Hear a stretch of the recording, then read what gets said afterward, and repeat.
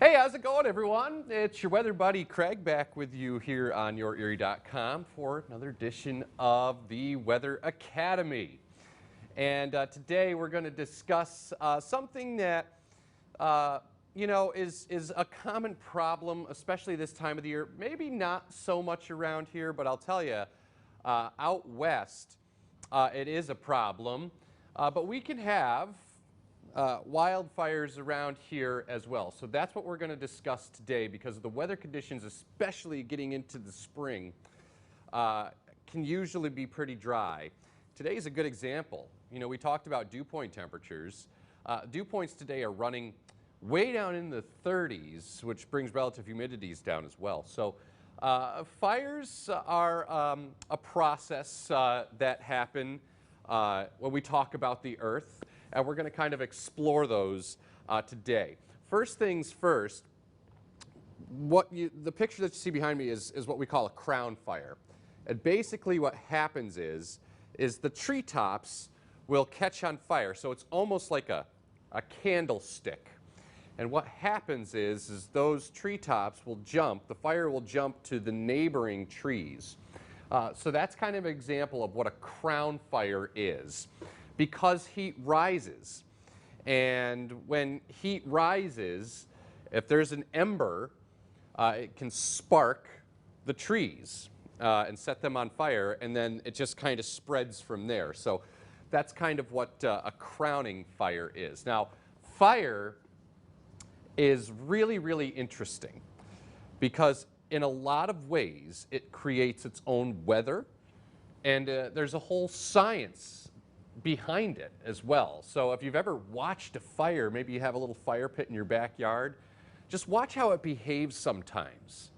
And you'll see interesting little things about that fire. So I decided we would delve into this topic a little bit today and discuss wildfires and forest fires and how they're, believe it or not, they're part of a natural process here on Earth. So let's first of all take a look at how hot these fires can burn. So average, regular old run-of-the-mill forest fire, if there were to be such a thing, is about 1,472 degrees Fahrenheit. Hot, obviously.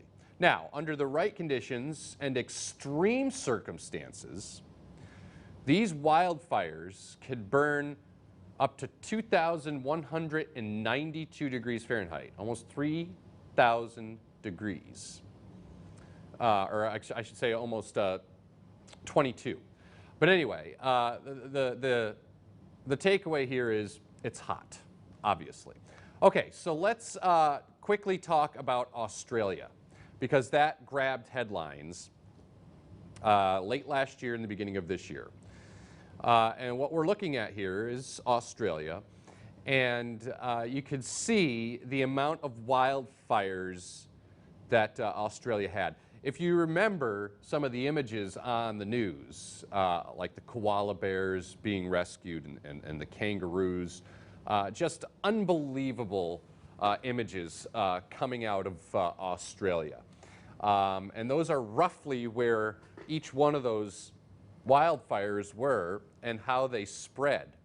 So you can see on the right-hand side of your screen and the eastern side, there was some pretty significant burning on the eastern side of Australia, but you can see also sections of interior Australia, and then the northern coastline had some wildfires as well. So take a look at some of these stats. The Australian wildfires, 46 million acres burned. 46 million acres burned. Keep that stat up and keep those numbers there, because that's important. What you're seeing is kind of a restructuring of vegetation that these wildfires usually do. And again, that's part of the process. So just keep those numbers in mind, because we're going to do a little compare and contrast here. So let's bring it back home here, okay? And how do those fires compare to what happens here in the United States? Well, as I was going through and researching this topic, it was actually pretty interesting for me as well. When we compare and contrast, the greatest known wildfire for us here in the United States was the Great Fire of 1910. And this occurred in the Northwest across the states of Washington, northern Idaho, and into Montana. An estimated 3 million acres burned in the states of Washington, Idaho, and Montana combined. So if you think about that, that's roughly the size of Connecticut. Can you imagine that? If the entire state of Connecticut caught on fire. And the reason this fire stands out in the history of the United States is because of the acreage that burned. Now, there have been deadly forest fires, or more deadly than this one, but this one claimed 87 lives, most of them firefighters that were trying to get this blaze under control. And here's the thing about why this is called the Great Fire of 1910. Estimated 3 million acres that burned over 2 days. Just 2 days. That's how much acreage that burned. I think it was August 20 and 21st of 1910. So that's pretty significant, and that's why that one kind of stands out. Like I said, we've had other serious wildfires, and if you remember back to our discussion on drought, these are becoming more common, especially across the western United States. So I thought that was kind of a good compare and contrast. You know, we were talking about Australia, which obviously grabbed the headlines earlier this year, and I just wanted to kind of look back through the history of wildfires here in the United States and Canada. So the Great Fire of 1910 is probably the largest known wildfire for us. And if you'd like to learn more about that, all you have to do is Google it. And forest fires, like I said, part of a natural process, and in a lot of ways they create their own weather. So let's break this down a little bit more, and we'll talk about what are the contributing factors to wildfires. Low relative humidity. Now you remember our discussion on humidity, okay? The lower the number, that is more conducive for wildfires. 15% relative humidity or less. And there has to be a strong surface wind, constant, okay? So think about that. Low relative humidity and a strong surface wind, and if you have a little ember that sparks a fire, that wind can cause the fire to spread. And that's one of the contributors to forest fires and fire weather behavior. How fast does it spread? Obviously, drought conditions have to prevail, okay? And we talked a little bit about drought. Has to be dry. And lightning is a factor. Now, not all the time. Look at that. I mean, 10 to 20% of lightning strikes cause wildfires. Sometimes it sparks a fire, sometimes it doesn't. But lightning is one of those contributors. Now, out west, especially in the desert Southwest, it's not uncommon to get a phenomenon called dry thunderstorms, which basically means it's thundering and it's lightning, but it's not raining because it's so dry. And those dry thunderstorms can spark wildfires, which spread out real quickly. So I wanted to break down some of the terms that you might hear around here in northwestern Pennsylvania and kind of what they mean. So we'll start with the first one, which is a fire weather watch. And this is an alert for land management agencies and to yourself, really, for the high potential for the development of red flag criteria within the next 12 to 72 hours. In other words, think of this like a severe thunderstorm watch or a tornado watch, okay? Basically, all it means is these conditions may develop: low relative humidity, strong wind, after a period of a drought within the next 12 to 72 hours. So that's kind of like a signal to your mind that, okay, this is something to keep an eye on. So watch. So you watch it. Now, the more extreme one is known as a red flag warning, which is kind of the next level up, okay?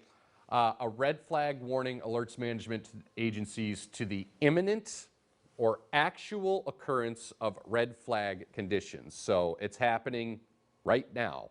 Dry weather, low relative humidity, gusty wind. It's not going to take much to get a forest fire to get going. So when there's a red flag warning, you know, a lot of states have outdoor burn bans in the spring because of this particular reason. If a little backyard fire pit happens to set something else on fire, whether a gust of wind catches an ember and it carries it off into a field or into the woods, and it's very dry out, it can wreak havoc and set a forest fire. Now, obviously, we don't get the magnitude of what they do out west, but we can get some pretty significant ones here as well. Now, I was mentioning how this fire, you know, there's an actual study of fire and fire conditions and how they kind of make their own weather. So here's a little fast fact for you, and it might be a little bit weird to think about. Do fires travel faster uphill or downhill? Well, they travel faster going uphill. And the steeper the hill or the steeper the slope of that hill, the faster the fires will spread. Here's why.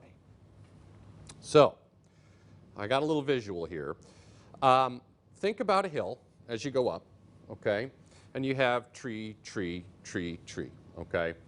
Well, fire is hot, like we discussed. What happens to heat? Heat rises, right?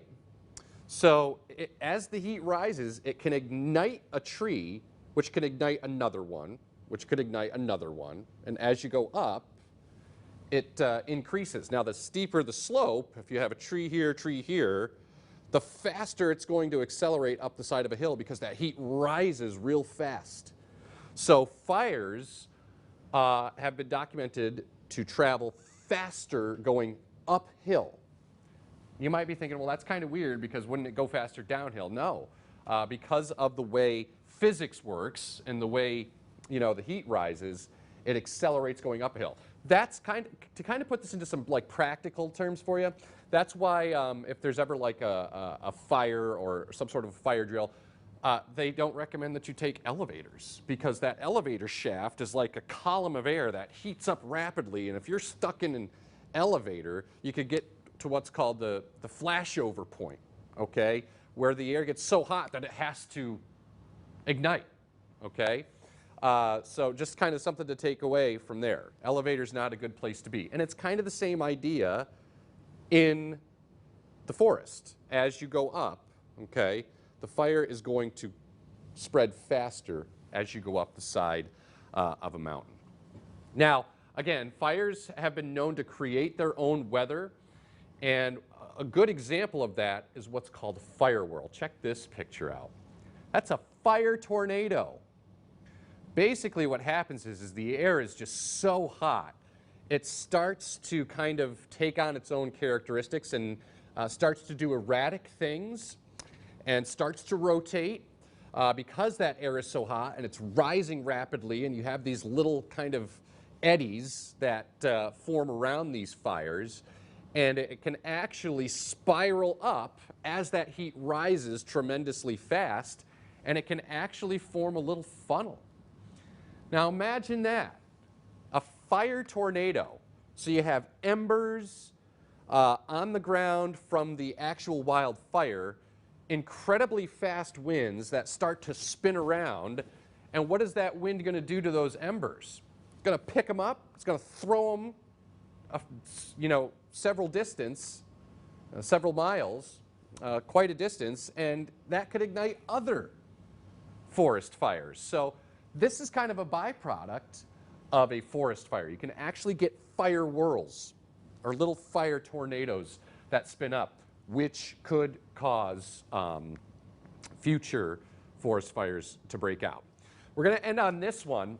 This is from the Australian Bureau of Meteorology. I want to give them credit. This is a great kind of explanation and how fire can create its own weather. So I know the graphic may be hard to see, but there on the left side, you see the forest fire burning, which causes a smoke plume, okay? And as that plume goes up, because the heat is rising, hot air is rising, it goes up in altitude, and as it goes up in altitude, it starts to cool. And in order to get clouds to form, you need something called condensation nuclei. Condensation nuclei can be dust, it can be bacteria even, which might be an interesting topic to discuss maybe down the road here. But basically what happens is as that smoke plume cools, you get these little particles of dust that serve as a condensation nuclei, which forms a cloud. And that cloud keeps going. And then as that cloud grows, you get turbulent motions inside that cloud, and it turns into what's known as a pyrocumulus or pyrocumulonimbus cloud, a thunderstorm. So the fire enhanced the growth of a cloud, which eventually grows into a thunderstorm, and then you get downbursts in some cases where the wind comes rushing back to the ground, lightning, which, as you know, can spark another forest fire. So think about that. So you have one fire burning in one location, that smoke plume goes up, it cools, it condenses into a pyrocumulus or pyrocumulonimbus cloud, which produces a thunderstorm, which can have strong wind and lightning with it, which can both, if you remember, are both contributors to future development of forest fires. So it's kind of interesting how these fires behave. They literally can create their own weather. Now, I just wanted to quickly take a moment before we leave here. Remember that fires are a natural process for the Earth, okay? So in other words, if there weren't us humans around here, there would still have to be fires, because what those fires do is it kind of cleanses, I guess, or overturns old vegetation and kind of wipes the slate clean for new vegetation to grow. So that's part of a natural process here on Earth. The thing is we don't need to be contributing to it as human beings, okay? Got to let the Earth do what the Earth is going to do.